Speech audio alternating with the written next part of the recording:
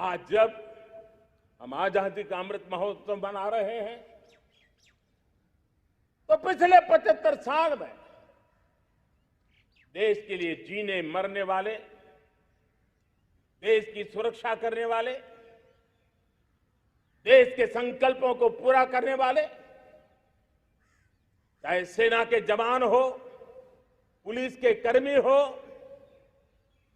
शासन में बैठे हुए ब्यूरोक्रेट्स हो, जनप्रतिनिधि हो, स्थानीय स्वराज की संस्थाओं के शासक प्रशासक रहे हो, राज्यों के शासक प्रशासक रहे हो, केंद्र के शासक प्रशासक रहे हो, 75 साल में इन सबके योगदान को भी आज स्मरण करने का अवसर है और देश के कोटि कोटि नागरिकों को भी जिन्होंने 75 साल अनेक प्रकार की कठिनाइयों के बीच भी देश को आगे बढ़ाने के लिए अपने से जो हो सका वो करने का प्रयास किया है।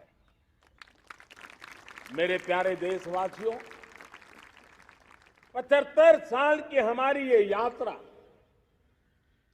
अनेक उतार चढ़ाव से भरी हुई है। सुख दुख की छाया मंडराती रही है और इसके बीच भी हमारे देशवासियों ने उपलब्धियां की है, पुरुषार्थ किया है, हार नहीं मानी है, संकल्पों को ओझल नहीं होने दिया है। और इसलिए और ये भी सच्चाई है कि सैकड़ों सालों के गुलामी के कालखंड ने भारत के मन को, भारत के मानवीय की भावनाओं को गहरे घाव किए थे, गहरी चोटें पहुंचाई थी, लेकिन उसके भीतर एक जिद भी थी, एक जिजीविषा भी थी, एक जुनून भी था, एक जोम भी था। और उसके कारण अभावों के बीच में भी, उपहास के बीच में भी, और जब आजादी का जंग अंतिम चरण में था तो देश को डराने के लिए, निराश करने के लिए, हताश करने के लिए सारे उपाय किए गए थे। अगर आजादी आई, अंग्रेज चले जाएंगे तो देश टूट जाएगा, बिखर जाएंगे, लोग अंदर अंदर लड़ करके मर जाएंगे, कुछ नहीं बचेगा, अंधकार युग में भारत चला जाएगा। न जाने क्या क्या आशंकाएं व्यक्त की गई थी, लेकिन उनको पता नहीं था ये हिंदुस्तान की मिट्टी है। इस मिट्टी में वो सामर्थ्य है जो शासकों से भी परे सामर्थ्य का एक अंतर प्रभार लेकर के जीता रहा है, सदियों तक जीता रहा है। और उसी का परिणाम है हमने क्या कुछ नहीं झेला। कभी अन्न का संकट झेला, कभी युद्ध के शिकार हो गए, आतंकवाद ने डगर डगर चुनौतियां पैदा की, निर्दोष नागरिकों को मौत के घाट उतार दिया गया, छद्म युद्ध चलते रहे, प्राकृतिक आपदाएं आती रही, सफलता विफलता, आशा निराशा, न जाने कितने पड़ाव आए हैं, लेकिन इन पड़ाव के बीच भी भारत आगे बढ़ता रहा। भारत की विविधता जो औरों को भारत के लिए बोझ लगती थी, वो भारत की विविधता ही भारत की एक अनमोल शक्ति है, शक्ति का एक अटूट प्रवाह है। और दुनिया को पता नहीं था कि भारत के पास एक इनहेरेंट सामर्थ्य है, एक संस्कार सरिता है, एक मन मस्तिष्क का विचारों का बंधन है और वो है भारत लोकतंत्र की जननी है, मदर ऑफ डेमोक्रेसी है। और जिनके जहन में लोकतंत्र होता है वे जब संकल्प करके चल पड़ते हैं वो सामर्थ्य दुनिया की बड़ी बड़ी सल्तनतों के लिए भी संकट का काल लेकर के आती है। ये मदर ऑफ डेमोक्रेसी, ये लोकतंत्र की जननी हमारे भारत ने सिद्ध कर दिया कि हमारे पास ये एक अनमोल सामर्थ्य है। आजादी के जंग में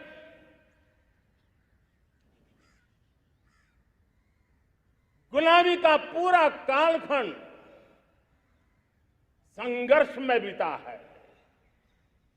हिंदुस्तान का कोई कोना ऐसा नहीं था, कोई काल ऐसा नहीं था जब देशवासियों ने सैकड़ों सालों तक गुलामी के खिलाफ जंग न किया हो, जीवन न खपाया हो, यातनाएं न झेली हो, आहुति न दी हो। आज हम सब देशवासियों के लिए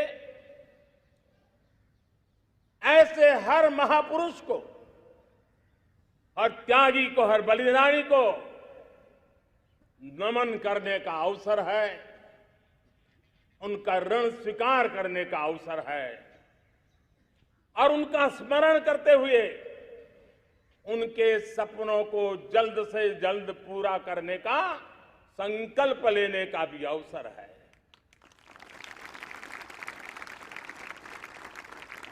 हम सभी देशवासी कृतज्ञ हैं पूज्य बापू के, नेताजी सुभाष चंद्र बोस के, बाबा साहब आंबेडकर के, वीर सावरकर के, जिन्होंने कर्तव्य पथ पर जीवन को खपा दिया। कर्तव्य पथ ही उनका जीवन पथ रहा। यह देश कृतज्ञ है मंगल पांडे, तात्या टोपे, भगत सिंह, सुखदेव, राजगुरु, चंद्रशेखर आजाद, अशफाक उल्लाह खान, राम प्रसाद बिस्मिल, अनगिनत ऐसे हमारे क्रांति वीरों ने अंग्रेजों की हुकूमत की नींव हिला दी थी।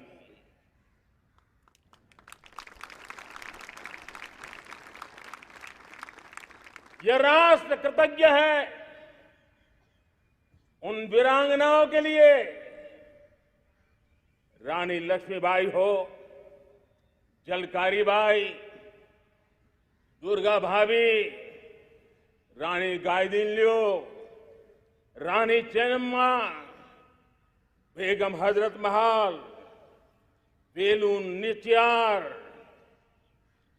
भारत की नारी शक्ति क्या होती है, भारत की नारी शक्ति का संकल्प क्या होता है, भारत की नारी त्याग और बलिदान की क्या पराकाष्ठा कर सकती है, वैसी अनगिनत वीरांगनाओं का स्मरण करते हुए हर हिंदुस्तानी गर्व से भर जाता है।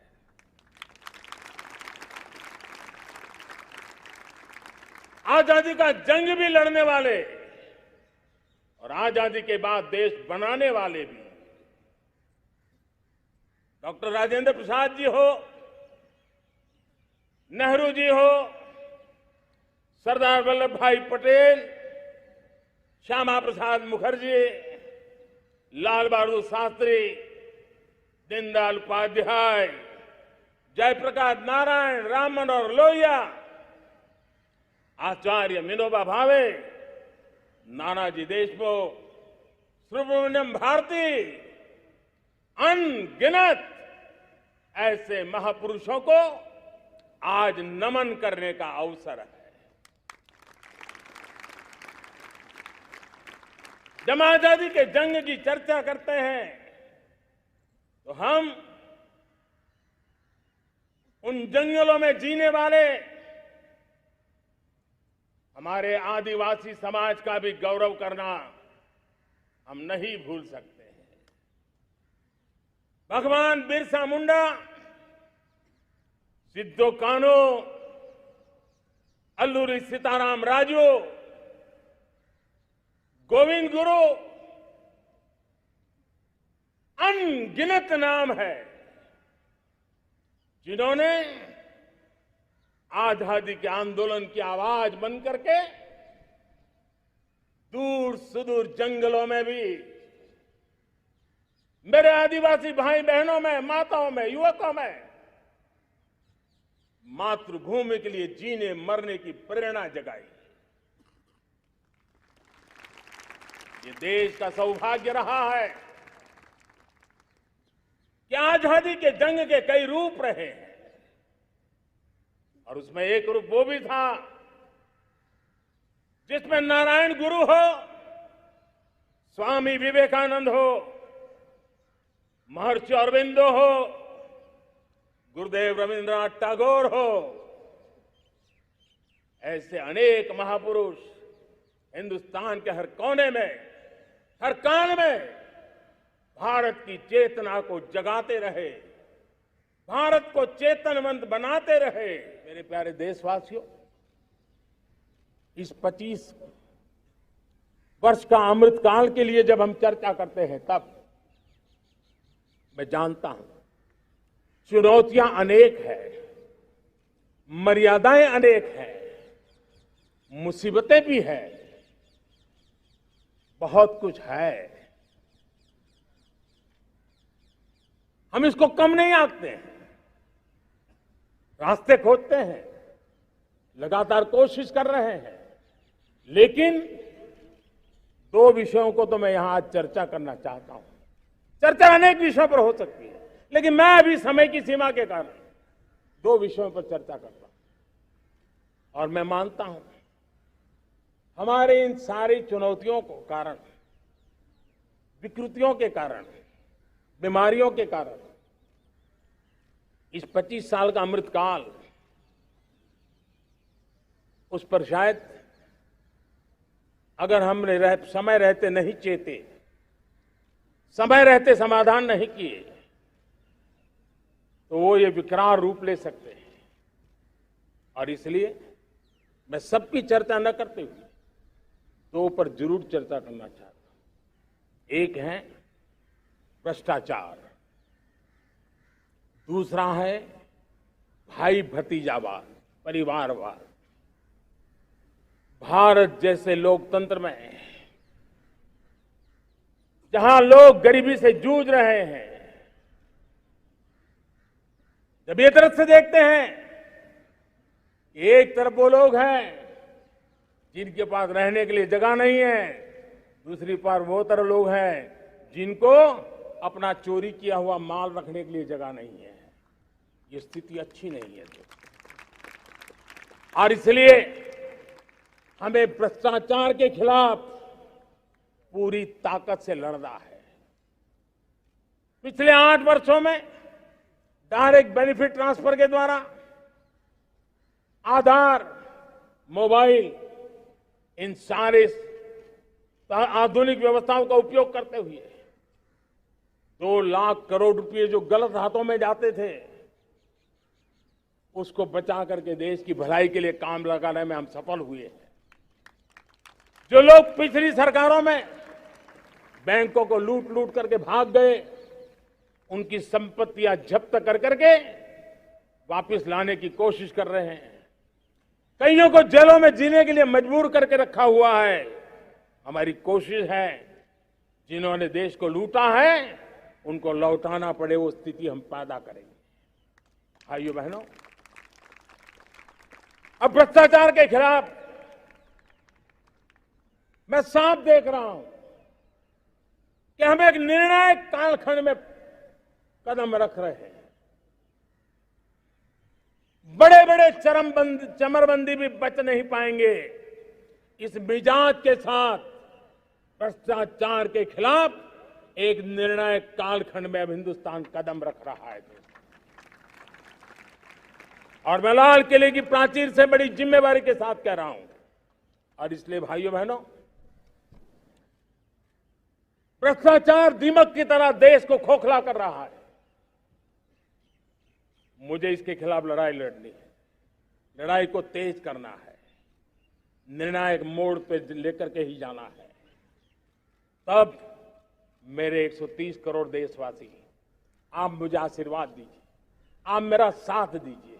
मैं आज आपसे साथ मांगने आया, आपका सहयोग मांगने आया हूं, ताकि मैं इस लड़ाई को लड़ पाऊं, इस लड़ाई को देश जीत पाए और सामान्य नागरिक की जिंदगी भ्रष्टाचार ने तबाह करके रखी हुई है। मैं मेरे इन सामान्य नागरिक की जिंदगी को फिर से शान बान शान के लिए जीने के लिए रास्ता बनाना चाहता हूं।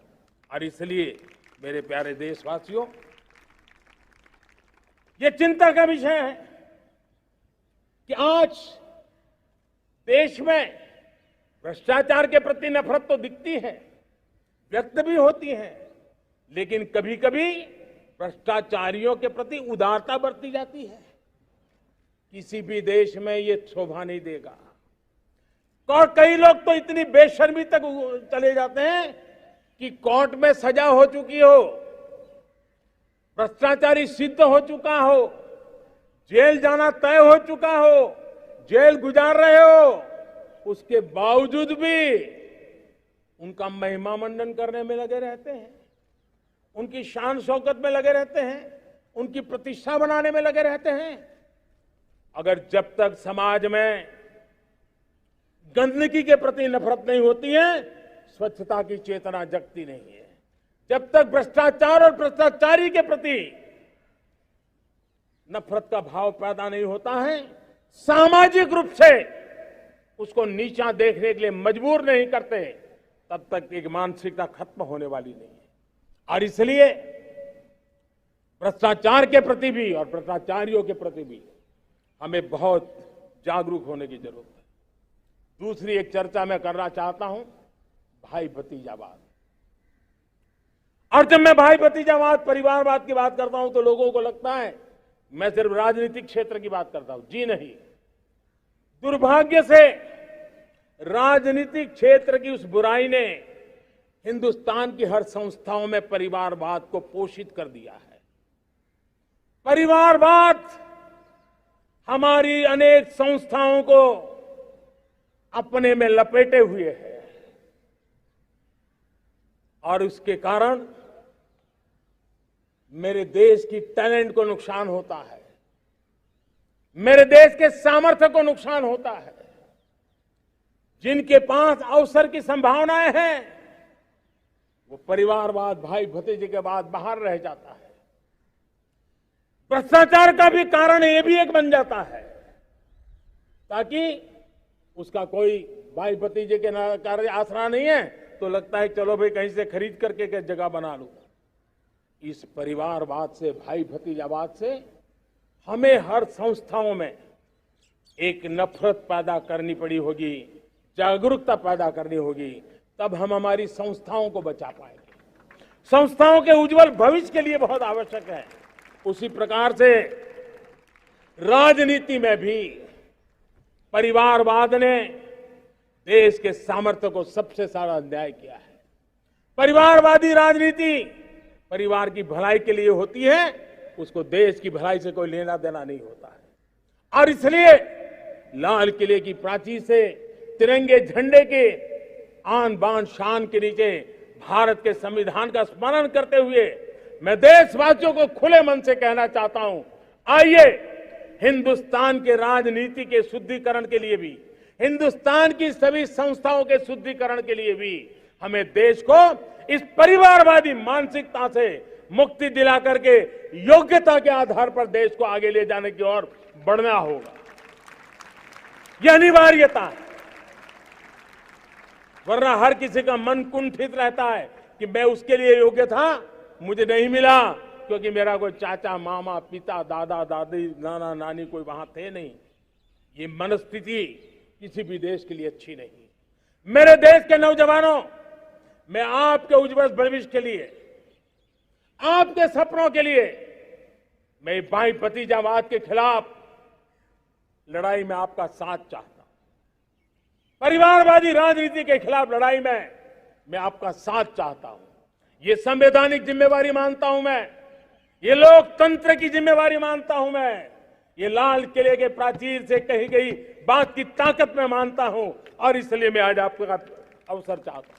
हमने देखा पिछले दिनों खेलों में, ऐसा तो नहीं है कि देश के पास पहले प्रतिभाएं नहीं रही होंगी, ऐसा तो नहीं है कि खेलकूद की दुनिया में हिंदुस्तान के नौजवान, हमारी बेटे बेटियां कुछ कर नहीं सकते, लेकिन सिलेक्शन भाई भतीजेवाद की चैनल से गुजरते थे और उसके कारण वो खेल के मैदान तक, उस देश तक तो पहुंच जाते थे। जीत हार से उन्हें लेना देना नहीं था, लेकिन जब ट्रांसपेरेंसी आई, योग्यता के आधार पर खिलाड़ियों का चयन होने लगा, पूर्ण पारदर्शिता से खेल के मैदान में सामर्थ्य का सम्मान होने लगा, आज देखिए दुनिया में खेल के मैदान में भारत का तिरंगा फहरता है, भारत का राष्ट्रगान गाया जाता है, गर्व होता है और परिवारवाद से मुक्ति होती है, भाई भतीजावाद से मुक्ति होती है, तो ये नतीजे आते हैं।